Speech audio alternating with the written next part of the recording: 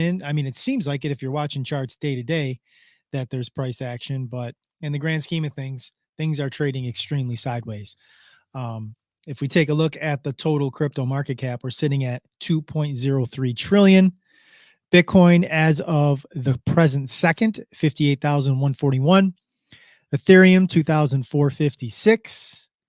BNB 510 and Solana $133.76 at the current moment. Fear and greed index is about 34. We're at fear. But I mean, I got a tweet up here that I saw a little while ago that I'll share with you guys in regards to fear. 1 year ago today, so that would be September the 4th, 2023, one Bitcoin was trading at $25,831.93. So we are over 100% higher than that price, about 115% higher than that price. So as we always say, when you're talking price, you want to zoom out. It is still true when you say that if you plot back any 4-year time period in Bitcoin's history, that Bitcoin is up into the positive. If you were to go back to September of 2020, I don't have a chart up, but I believe Bitcoin was somewhere in the 20,000 range, maybe the teens. So we are always in a 4-year span up on Bitcoin. Zoom out. The 4-year cycles do what the 4-year cycles do. Until that changes, we will continue to kind of live by that when we look at the charts. For those of you that are local, those of you that watch this podcast in the greater Niagara Falls area, more specifically the county of Niagara, where I reside, there was an article that came to my mailbox. I'll kind of show you guys. I'm gonna read about this article. It has to do specifically with cryptocurrency mining, and they're considering a 1-year crypto mining memorandum. So I'm going to read this article, and then me and Rich are going to kind of give our thoughts on local politics and just how we kind of view, how they view this whole crypto situation in our backyard. In an effort to nip a potential problem in the bud, Town of Niagara officials would like to put the kibosh on cryptocurrency mining and data processing centers within their jurisdiction.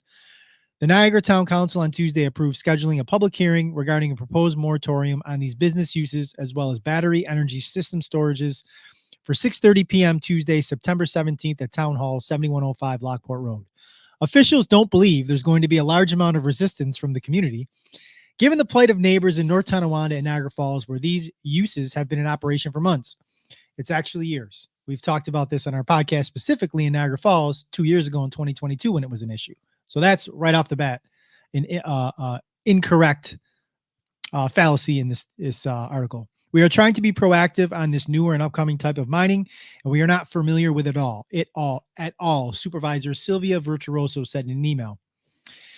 We have read about the issues in the city of Niagara Falls and North Tonawanda. Therefore, we will put a moratorium on it until we can figure out a law that will protect the town when allowing, or if allowing, this type of mining or battery storage.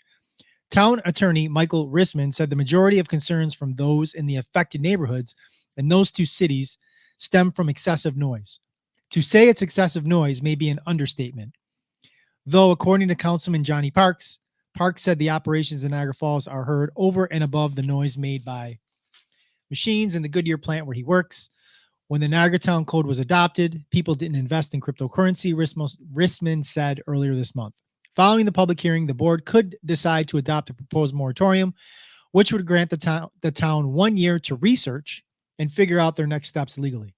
This isn't the first time in recent years the town has chosen to implement or consider implementing a moratorium concerning select businesses' uses for commercial property. In September of 2023, town officials opted to avoid a moratorium on self-storage units in commercial area zones, a business use originally for industrial, through a revised local law changing the zoning uses.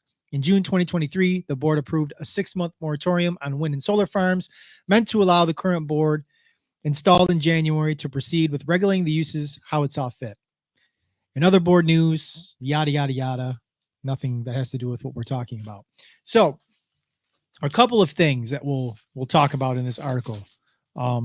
Number one, if you haven't watched our episode in, I believe it was October, potentially November of 2022, way back at the beginning of the Defion Productions podcast when I was filming out of my basement. We talked about the issue that was going on in the city of Niagara Falls, where they were having a similar issue with the mining facilities that were occurring on Buffalo Ave. Those that are not from the Niagara Falls area or know the Buffalo Ave area, Niagara Falls, it is traditionally where a lot of plants were, and some still are remnants of those, where most of the jobs were located in the 50s and 60s when the city of Niagara Falls population was over 100,000. We're probably sitting somewhere in the 40 to 50,000 population range now. Rampant poverty. I read something like 23% of Niagara Falls population is in or under the poverty line. But they had a lot of concerns with that mining facility that was going on in the city of Niagara Falls. And personally, I reached out on Facebook to a couple of people that I know that knew people that were in city government. And I was able to get a phone call with a councilman from the city of Niagara Falls. I won't say his name because I don't want to dox him. And I also won't speak bad because he actually was very, although he had little to no understanding of Bitcoin, cryptocurrency, or any of that, nor really should he. I mean, that's not his thing. That's not his job. His actual job outside of being a councilman had nothing to do with technology or anything that would make him have to really know this area. But he was very open-minded to what I had to say. Ask questions, ask good questions, was actually trying to learn a little bit about what was going on, and just voiced that the concern for him was his constituents that live close to the facility that were complaining that the noise is very loud. There were subsequently, I have a contact that was, how do I say this without getting throwing anybody under the bus? Somebody that was directly involved with litigating this issue, because it did get litigated. I had a source, and I spoke directly to that source, and the source told me that there was independent investigations done to actually see how bad the sounds were coming from the facility and the decibels and all that, and it was nothing close to what was happening at the facilities or the plants that are surrounding that area, and it really wasn't that loud to begin with.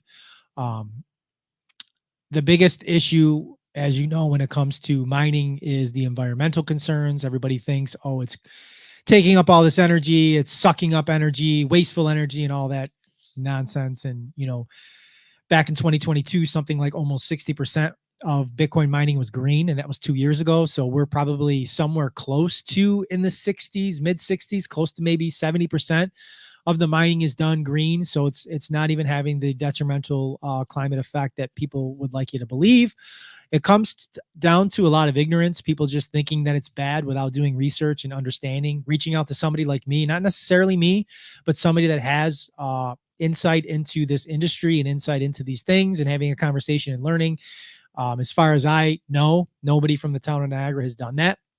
Certainly nobody's reached out to me, and I feel fairly confident saying in the Niagara Falls, the greater Niagara Falls area, there's probably a very small list of people who would have enough knowledge to speak on this, and I'd be on that short list. And nobody I know or myself have been contacted by anybody to speak on this. So I don't know, Rich, what do you think about this whole town of Niagara putting the kibosh on crypto mining in the town? Do we know, was there one in particular that was trying to open, or is it they just decided to just lock it down before? It seemed like in the article that they just decided, because of what was going on in Niagara Falls, North Tonawanda, and other places, that they said, we don't even want it. Well, but I guess it's a rhetorical question in a sense that I can partly answer it. Go ahead. And I know this because it was litigated, so it's public record. The company that is mining right in Niagara Falls is US. It's called US Bitcoin, right. US Bitcoin Incorporated, US Bitcoin Mining. I'm not sure if that's the same company that's mining in the town of Niagara. I'm not sure about that. That I don't know, because as far as I know, this isn't being litigated. There's no, unless it's Bitcoin mining and it's all, I'm not sure, but I don't know. The article didn't say. And these companies don't really want to, they don't want all the hoopla and they don't Yeah. want to be, you know what I mean? Just because stuff like this happens. Well, it's not a big plant. It's not like it's 150 employees and there's trucks going in and out of the facility. From my understanding, it's a pretty simple, I don't want to say simple, but it's not there are other businesses that have a lot more infrastructure needs from like trucks and staff and lunch and cars coming and going than you do with a data mining center. When I talked to the councilman in the Falls, I'll tell you, I don't know if I told you, I'll tell you off camera who it was. Very nice guy. I don't even know what his politics are, honestly. Like I just had a great conversation with him. Couldn't tell you if he's Republican or Democrat. Right. That's when you know you have a good conversation with somebody. The angle that I took with him was kind of talking about how I think that the city of Niagara Falls is going at this the complete wrong way, much the way that I think they went the wrong way when it came to casino gambling, much the same that I think they've gone the wrong way in regards to the legalization of marijuana. We're not taking advantage of these revenue streams that can be brought into the city and as a whole, the state, right? You know, I've talked about this on the podcast before, and I'll kind of rehash it real quick because it ties into my beliefs on what we could be doing with mining. We talked about it last week, maybe the week before, like in a 50 square mile radius, there's like 5 Indian Rand casinos that the state of New York is getting no revenue off of, like $0 of revenue. And there's hundreds of millions of dollars in each location that's being gambled yearly. And we're getting none of that. And if they were to transition to legalization in the state constitution where it was a free market and developers could come in and develop resort-like casinos and make those hundreds of millions of dollars and pay taxes on those, that would be an extremely large windfall for the city and the state, right? Yeah. So I took that angle when I was talking to the councilman in Niagara Falls, and I kind of said, listen, you know, there's examples. I'm not just talking out of my ass. Like there's examples that you can research when we get off the call. You can look up El Salvador. You can look up Mississippi because there's a city in Mississippi. You look up Miami and you can see how these locales have taken cryptocurrency mining and used it as a source of revenue where either the county or the state is controlling the mining. And when they control the mining, they control the revenue. When they control the revenue, it goes into the coffers of that locale, which is only going to be good for residents. Let me look at it from a non-Bitcoin guy position. So the city of Niagara Falls, if people don't know it, there's, you know, it's a big city. At one point, like you said, at 110, 100, whatever, it's a large city, mainly because it grew when they were building the New York State Power Authority. And a lot of people moved here to build this huge facility. And there was the baby boom and there were a lot of plants and all that stuff. And a lot of that, most of that's gone. So what you have now is essentially 2 parts of the city. And in between, you have an entire, in a huge amount of industrial sites that, to me, are perfect for that industry. So if you think of the big dump that it is, Modern Disposal or whatever it is, that Seacoast is Modern Now, I think is the company that owns it. They're at their capacity. They can put no more garbage into that land. That they've used all that land. So you can see that they're putting up solar panels on parts of that facility now because they don't know what else to do with it except let it be garbage. So, but there's a lot of property around that that's far enough away, in my opinion, from any housing and or homes and even retail that, for me, that would be a great place to do something like, you know, data mining. There's obviously a ton of property along Buffalo Avenue, which was the industrial corridor back in the day. A lot of facilities that are brown fields that have to be renovated. Some of those areas maybe could be used for that. They even moved the helicopter launch pad, the big tourist thing, from next to the falls, moved it farther away and built a whole new facility in that area because it's a great place to have a loud thing like a helicopter taking up and taking, you know, and so it's not next to the bridge. So to me, there's a lot of places where it could work. Plus, you have a garbage burning plant, which generates a ton of steam, which can be used to generate electricity. And they're not even close to being at capacity for the amount of energy they can generate with that steam based on people that I've talked to. So to me, and that steam plant is already incredibly large, and there have been other issues with rats and shit that that are worse than, and I think, the noise. So I think that's where a lot of that came from, in my opinion, is because that neighbor in particular was already fed up with the smell of the garbage and the rats, and then all of a sudden they were getting some noise. And I think maybe, and I don't live over there, so I can't speak to it, but I just on hearing people speak at city council meetings and stuff, and then at North Tonawanda where they did it, it's North Tonawand's a different animal, and it's right very close to residential sites. So that's why Derez and those types of things that used to be in North Tonawanda. That's why I can understand why North Tonawanda fought it, but Town of Niagara decided to just block it before it could even start. Troy could speak to the North Tonawanda one because he was close to that facility, and he told me it was loud.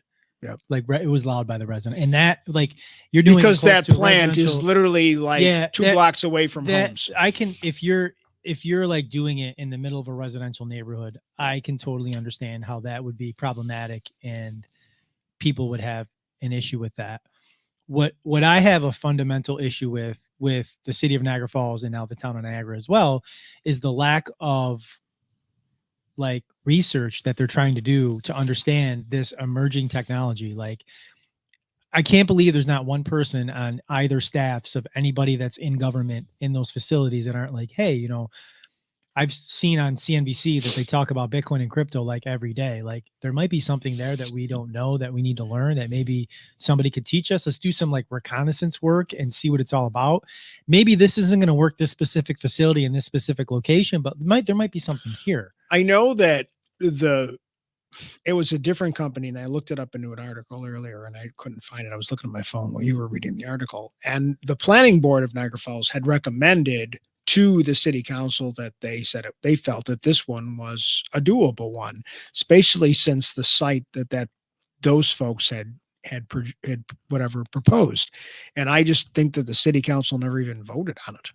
Like, I don't think it ever, they took the thing from the planning board, and then they have not voted on it. It hasn't been on the agenda. So that's I could be wrong, but that was the way I read the article that I read earlier in the day. And I haven't talked to anyone to research it any as far as I know. I could be wrong. I wish I could find that article. As far as different I know, company. They're still mining. Yeah. As far as I know. Right.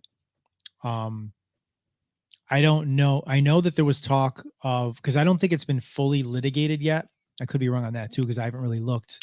I knew a judge a while back, you know, one of the county judges had made a statement about it, and it was then being appealed and things like that. I know that. My inside source that I had that was directly tied to this case said that there was a lot of ineptness on the side of the city government on just not understanding basics in regards to this whole ecosystem.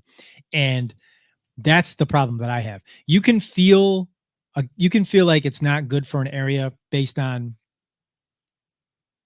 the residential setup, based on the noise. That I understand. That makes logical sense.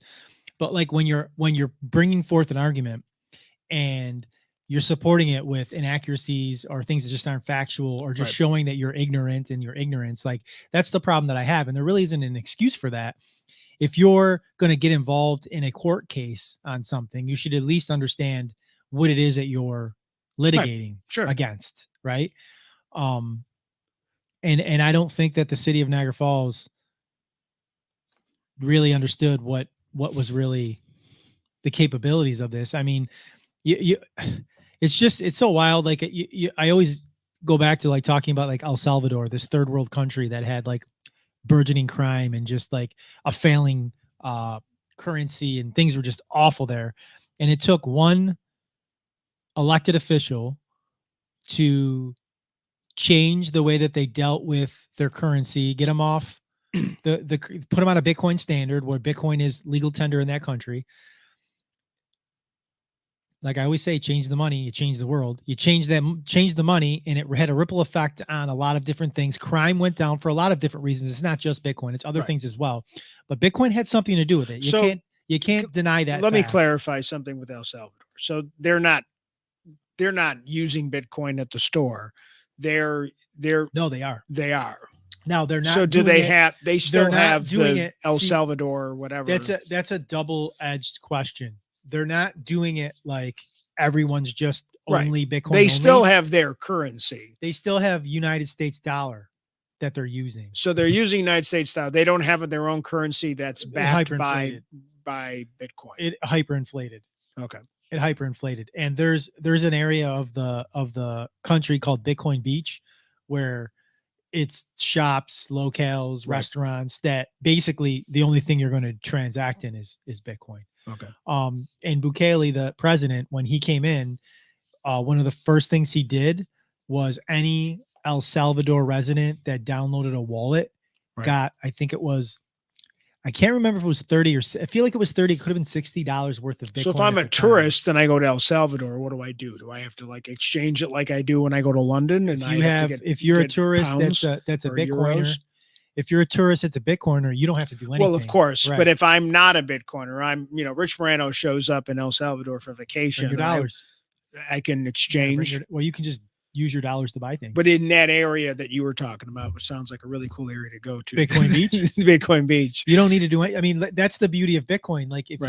if you're a Bitcoiner and you want to go to El Salvador and you want to like, not all of us want to spend our Bitcoin. Right. But if you went to El Salvador and you were a Bitcoiner that wanted to spend their Bitcoin, you don't have, and that's the beauty of Bitcoin, right? I can go with my phone and my wallet app that I have my Bitcoin on, and I can go eat. I can buy things from the shop, right? And just scan and literally not have to worry about carrying cash. No, right.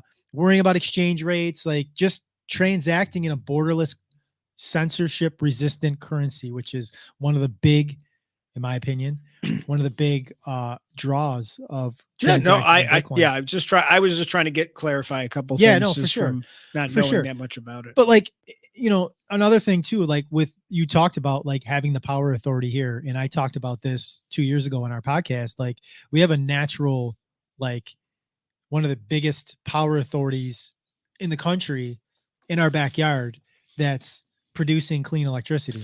It's frustrating to me because when they renegotiated the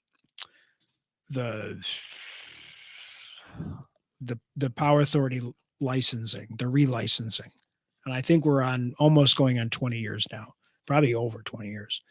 And lots of people at the time felt it was a lost opportunity to get back some of that power that our area was significantly impacted, not just Niagara Falls, but Buffalo, was significantly because the cheap power went away when Sholkoff power plant collapsed and they built the power authority. Yeah. All that money went to New York State. Oh, we'll take care of you. Don't worry about it. They never did. So you have power authority that doesn't do a lot for the community. Unless they're trying to relicense something. You have the state parks that doesn't do a lot for the community. They own the falls, so to speak. Niagara Falls does not own Niagara Falls. The state parks run it, and they'll give us crumbs. You have a ton of authorities like that. The casino is another authority. The casino, there was property bought downtown by investors. Their plan always was, in my mind, to when New York State was going to have public run casinos, they would sell that land to a developer to build the casinos. But instead, the state negotiated with Native American tribes, and Native American tribes got the only casinos for a period of time. So that property is sit empty because those developers aren't planning on doing anything else with it. So there's been too many things like that where we've missed out. And in previous administrations and all have struggled, and the current administration, I'm sure too, they are all struggling with these stupid decisions that now you're stuck because you can't fight the state. And that's the problem. Well, but in terms of Bitcoin, right. That's our land. Those are lands that the city has access to that they could definitely take a little bit of the control back. I think that they should open up even more if there was enough interest in it. With the city of Niagara Falls specifically, we've had mayor after mayor that have just lacked the balls to do anything necessary to even try to fight for the city on a state level. They say that they do.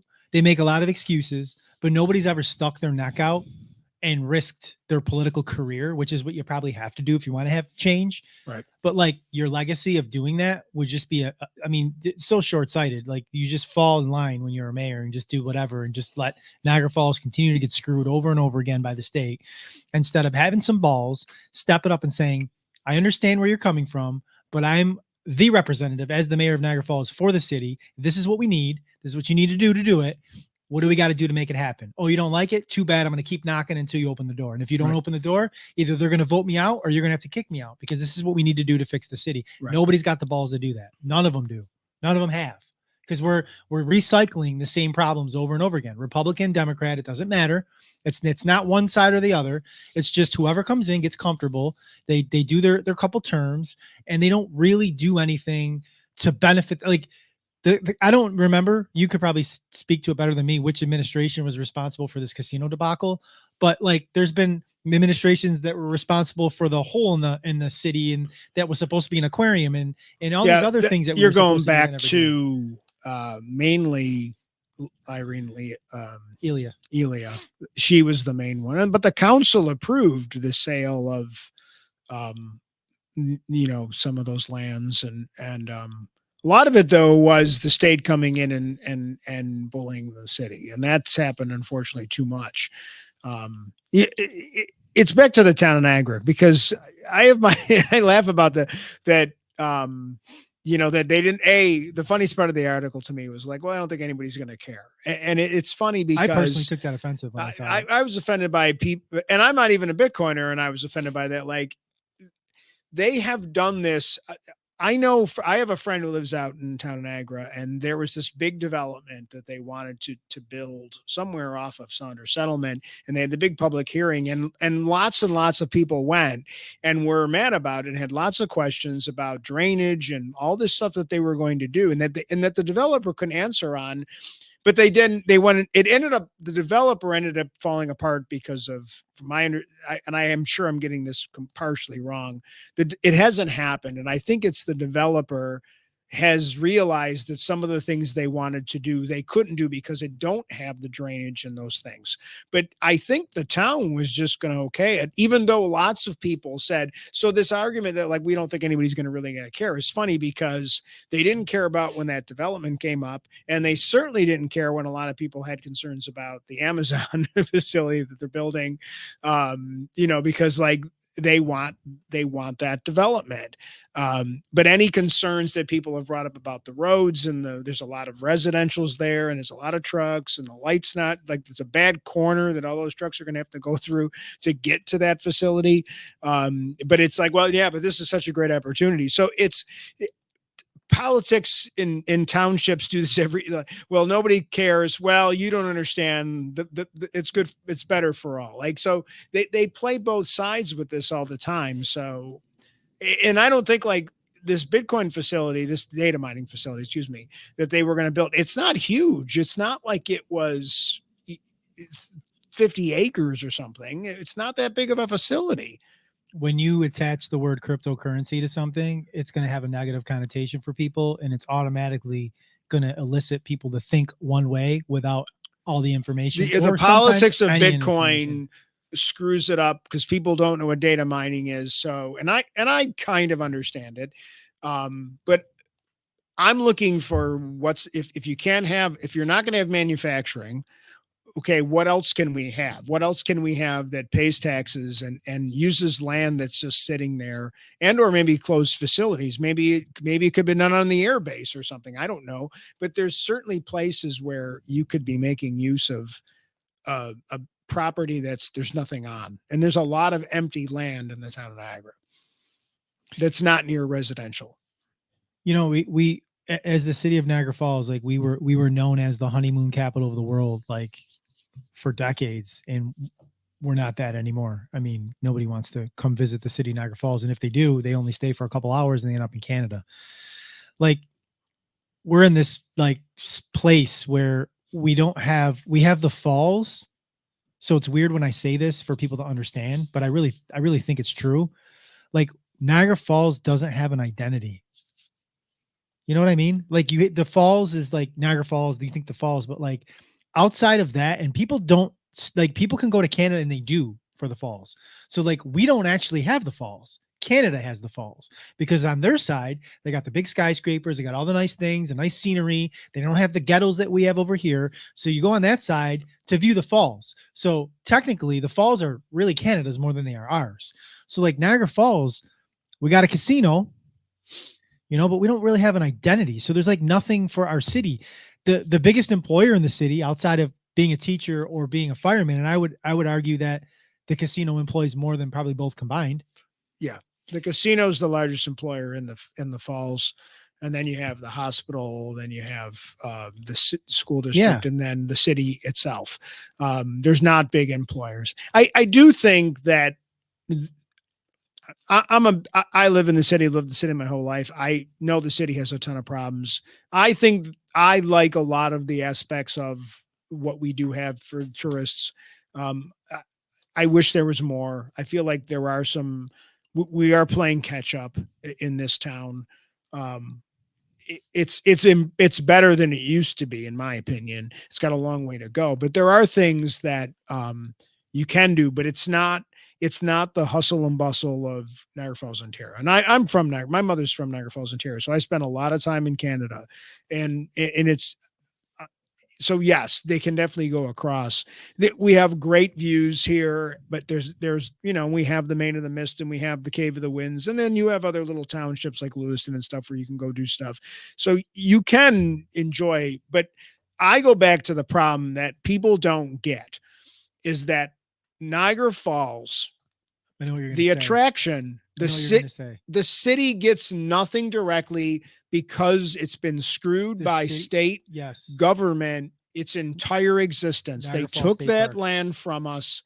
And ironically, after they took it from the Native Americans, and the city doesn't even control the roads that go into the park. And then they look at you like you should clean up your city. The state park.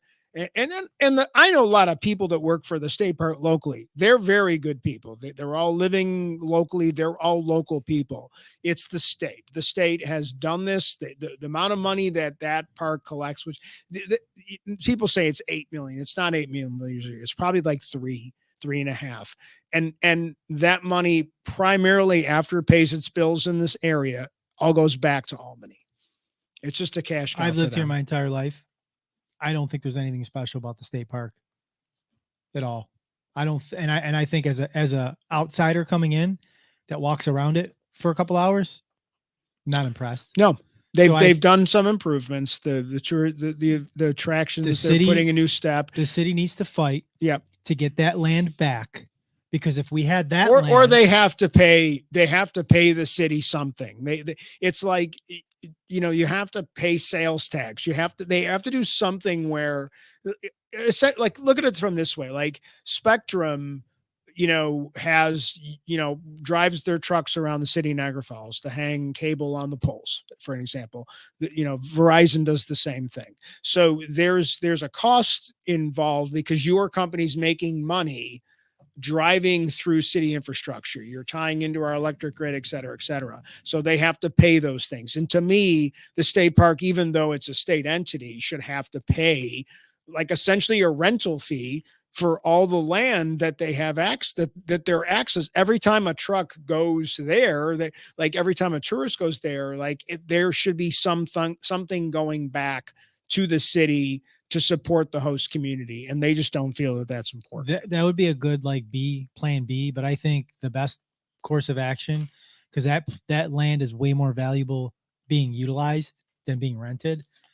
Because think of how, if we had that land in the city's hands, the development that could occur there, the hotels that could go up to rival the other side skyscraper wise, and the things that we could get, and the attractions that you would build, the potential casino that you could have right on the water, like they do on the other side with Falls View, like that beautiful, huge casino. Like our casino's nice, but it's like, I mean, it's so far inland, You know what I Right. mean? Like, it's not on the water. Like, that casino's like blocks into the city. Like, it's not on, you're not up in a room really overlooking. Like, Right. Parkway condominiums would almost be a perfect spot for the casino to be at if the Parkway condominiums didn't exist. You know Right. what I mean? If Well, you got that's a why spot like in the there, it's turtle got a great property, view. like the turtle property's been proposed as a hotel a couple different times. There's definitely city planning that needs to be done. And there is property down. There's 113 acres of land that's currently owned by a developer that has developed nothing on any of those 113. They've owned that property since 2000, and they haven't opened up a gas station. They haven't done a single thing on 113 acres, and they've just continued to devalue the land for 25 years, just so they have to pay less in taxes. Everything they've ever proposed to develop, they always have done it in such a way that it doesn't happen. And that's why the city did start to fight them, at least on that one property. And then all of a sudden they had this great idea for that land. I've been involved a little bit on that, just as on some community things, and but that's been the problem for cities like Niagara Falls. They've believed too many bad developers for the last 50 years, and then the state's screwing you on one end. And so I do understand if I'll give Town of Niagara just a little benefit of the doubt that they don't understand it, so they were scared of it, so they blocked it like that. That's that. Instead of investigating, maybe whoever investigated them doesn't like crypto or whatever, and it thinks it's a fad.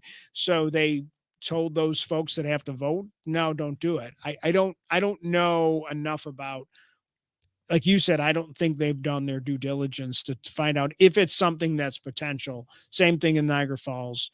If you have a bunch of industrial sites that you can't develop and use, to me, they seem like a natural fit for something like data mining. If I had an inkling of faith in government and politics, I would entertain going to that meeting and speaking.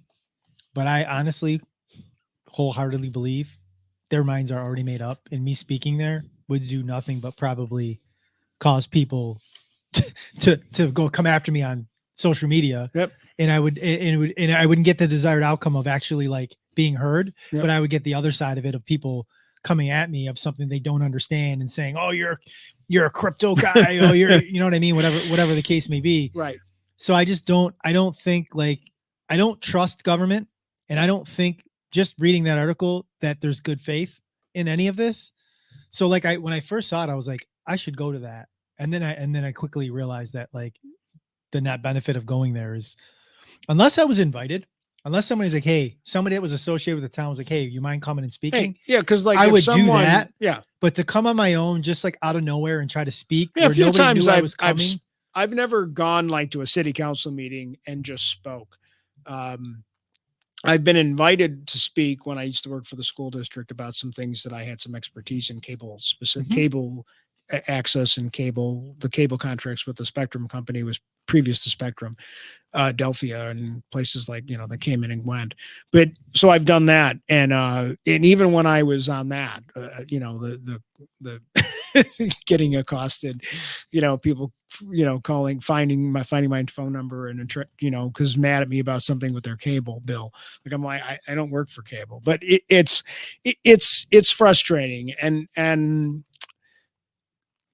when it comes right down to it, the cities, municipalities, townships that are figuring out a way to do it so it's a benefit for their community, they're the ones that are going to do well with it because they're willing to spend the time to invest in the research process to determine if it's good for them and their community, and they'll do it. And if the ones that don't, you missed out. I don't think I've shared this on the podcast before. I'm pretty sure I haven't. In 2015, a friend of mine got me into contact with a financier, I guess is the best way that you could kind of say it. And it was me, my friend, the financier, and another individual that we met twice, 2 meetings, where we were talking about the potential of getting multiple Bitcoin ETMs and posting them around the city of Niagara Falls. The second guy that was with the financier had locations, specific locations that he could solicit for us to put him in there. You got to remember, at this time in 2015, Bitcoin was trading at about $500 or $600 a coin, and we were going to go ahead. We were pushing forward. And my part of this all, number one, was I created a whole presentation. It was a 3-page presentation on what Bitcoin was, why it worked, the whole thing, presented to everybody. That was number one. Number two, they were going to use my Bitcoin to fund the machines. The only reason why we didn't move forward was because I didn't want to ultimately use my coins to fund the machines. Retrospect, it was a great idea because we've over 100x'd from there, and I would have been making a couple dollars off every transaction instead of $500 Bitcoin turning into $50,000 Bitcoin, right? So I didn't do it because of that. But I bring that up because, like, I've had conversations with people that in the city, notwithstanding the fact that, like, you go on social media and anybody that's friends with me calls me Bitcoin down. They all know that I'm associated with that. But I've had conversations with multiple people that have some pull in different areas that know, like, that I have this idea for, of what crypto and Bitcoin could be for the city. And my idea, to the whole reason I wanted to have the machines, outside of just creating a little bit of revenue for myself, was the idea of creating this, like, place for people to come to for Bitcoin, because there's Bitcoin conferences in Toronto. There's Bitcoin conferences in all these cities, all around all these different spots. And I'm like, we're in Niagara Falls. It's supposed to be this big tourist spot. Why can't we be a place that's known in this emerging ecosystem as Bitcoin Central? Maybe not Bitcoin Central, but one of the Bitcoin spots in the United States to go to.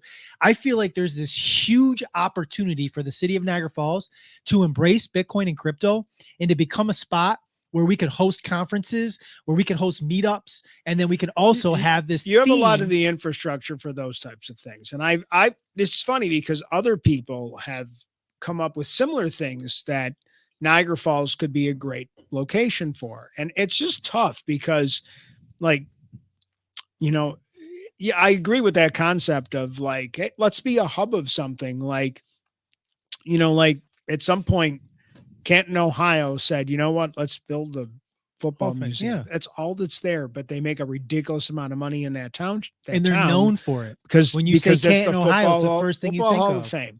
And I'm sure there was other places that could have been the Football Hall of Fame, but they were able to prove that it was there, that they're the ones that should get it. Or they just invested in it and they took the chance to develop it, and it's turned into something special. And maybe that's what Niagara Falls has to find, if there's that thing, that identity that they could have. Jamestown has the Comedy Museum because of Lucille Ball being from there. Like, find something like that and give it a shot. I think this is like a slam dunk of it, because I still think you should try to meet. I would see if you could meet with them in some of the members, either individually, like without the public, so to speak. Just ask to meet with a couple of them and ask them, show them that PowerPoint, the thing you made before. Like, these are things that would benefit. What I would really like to do is, like, interview somebody on the podcast, like somebody that's in government that has not a lot of idea of what it is, and kind of like bring them on to educate them and just have an open discussion on things. But I know a lot of political figures don't want to take that chance. It's political risk and stuff like that. But I think the discourse of both sides, like me seeing, because again, I'm always open to being wrong, and I may not see something and understand. There might be a reason. Maybe we don't know. And it might be a good reason. But at the very least, I can at least open up their mind to what this is. And again, I'll circle back to what I think about, like, with Niagara Falls. Miami embraced crypto, and they're a crypto hub. Miami is known, like, the co-host of my podcast, Troy, is moving there at the end of September. He's moving to Miami because it's a crypto hub, right? You got El Salvador, which is like the Bitcoin country. You look at Niagara Falls, and it's like I said, I believe Niagara Falls doesn't have an identity, and it needs to find one. And it's so hard to sit here and try to brainstorm, well, what could they do? What could they get ahead of? What could they? And it's like, here we have this emerging technology that's literally, like, you think everybody knows it, and they don't, right? They don't. Like, We do because we talk about it every week and you see it on CNBC here and there. But the average person doesn't know how Bitcoin works. They don't really doesn't know what it understand is. cryptocurrency. People just don't know what it is. It's like, I'm trying to think if there's something that I can compare it to, because I tell people all the times I got the Bitcoin guys. It's kind of funny. I Yeah. got the Bitcoin Yeah. pod and I try to show the diversity of what we do here at Emerge. And then, of course, somebody always has a question. And I'm like, I don't think you really understand specifically with you, why you're into Bitcoin and why you're not into some of the other coins that are out there. Why Bitcoin? And you've certainly explained it. So it's a rhetorical question. But I try to I think because Don A's been a true believer for a long time. He's actually seen the growth of it. He also, but it's not like your day job is about money and investing and like you put the time in. And you've done the research, so you can talk circles around people because you've got experience. You've spent what people call the 10,000 hours learning this stuff, and definitely think like people don't know it. So because they don't know what it is, like, oh, it's just I'm trying to think of something that is similar to it. That's the boogeyman that people have turned it into the boogeyman, but it's not. You want to know a good example we can all relate to? And you don't remember it because it's just so mainstream now and everybody uses it. We're using it right now. The internet. True. The internet was that in the early 90s. But people were excited about the internet because not everybody, but I think most people could pick it up on their computer and send an email or Facebook or like MySpace. They were fun things, instant messenger. It creeped up on us. MySpace and all that was a decade after. I'm talking like I remember being on Prodigy in like 1991 where the internet was a chat room. You went into chat rooms and people were like, the end of the world is going to happen because kids are in these chat rooms and they're going to be meeting people that are going to kill them. The internet is evil. We should not be using this. This technology is going to be and every technology that's come out's been that, though. It's kind of funny. Like, I'm a student of technology and you're right. Like, it is that there is definitely, it's like, the CD, it's the cell phones, it's the internet. Like, when TV came out, like, why the movie industry and the radio industry were so scared of it because, oh my God, it's going to rot your brain and it's good lasers come out of it. Like it's the new thing we should all be scared of. And instead of really investigating it and finding out if it's something that could transform your finances, or in the case of like what we're talking about today in municipality, maybe it's something that they should be trying to find ways to draw people into your town to live here and or work here and also invest here. And maybe it would show you more forward thinking, whether it's Niagara Falls, Lockport, or Poughkeepsie. Can you imagine, getting back to the point I'm trying to make here, can you imagine if in 1990 somebody in Niagara Falls said, you know what, this internet thing, I don't know if it's going to be something. It might be, but what we're going to do here in the city is we're going to make Niagara Falls internet central. We're going to create all these different things and these different gimmicks that are going to revolve around the internet, and we're going to see where it goes. Well, if somebody had the balls to do that in 1990, can you imagine what this city would look like today? Look at the city of Buffalo in 1990. Drive around, it was bad. I remember going to Buffalo General when my father-in-law was in Buffalo General, and man, I wouldn't go there I was scared to go there with an armored vehicle back, 30 or 35 years ago. And then they recognized, let's build a medical corridor. Let's put the college down there. We got Roswell. We'll move Children's Hospital there. And let's put research there. Let's transform all these old warehouses, and then doctors and nurses and students will all move. Let's put dorms up, and that, and I don't know whose idea it was, but that has transformed all of downtown because of that commitment. Vision. Yeah, and then you also have you have other areas of Buffalo that have had similar types of development, but the medical corridor, someone really, and I remember when people said they were going to do that, and they thought they were nuts, and but it did take the state, for example, saying, yeah, we'll put a SUNY medical campus downtown, and then obviously children's, and things that had to get moved. They did it, but it, that required something where maybe something like it could be done easier in a smaller town with an easier idea, like data mining, because it really would just come down to the planning board and looking at the property that you have access to. This all started with like talking about like cryptocurrency mining and the data mining and the processing and all that, but like it's so much more than that. Like I like your expansion of that. You could have conventions. We don't have to be like mining going on here. I mean, although that would be great because there's a revenue source from that. But I'm just saying, like, we can just embrace the whole culture and the ecosystem of Bitcoin and crypto and just create. I guarantee you, I can say this with 100% certainty. If somebody in city government made an announcement and said, it is going to be our goal in the next 365 days to attract as many Bitcoin-centric, crypto-centric people to the city of Niagara Falls, that shit would spread on crypto Twitter and Bitcoin X like wildfire, and you would see an influx of the smartest minds in crypto showing up and podcasting here. You would probably get people knocking on your door saying, hey, can we use your studio to podcast? Because it would be like the next big thing. Everybody in the space would be supporting it because that's what we do. When El Salvador popped off, how do you think that blew up the way that it did? Every big Bitcoiner and middle tier Bitcoiner or anybody in the bottom of the tier that had the money to do it went there and supported. And that's the funny thing. Like they're bringing that money, like it's new money. And you and I've talked about investments, about new money versus old money. Yes. And we need new money. Like we can't where's the new money coming from? The new money has to be from people that aren't here. That's and I'm not talking about a tourist that comes for 3 days in August. What do you do in the rest of the time? And you're right. I think I really do think you have something there. I really do.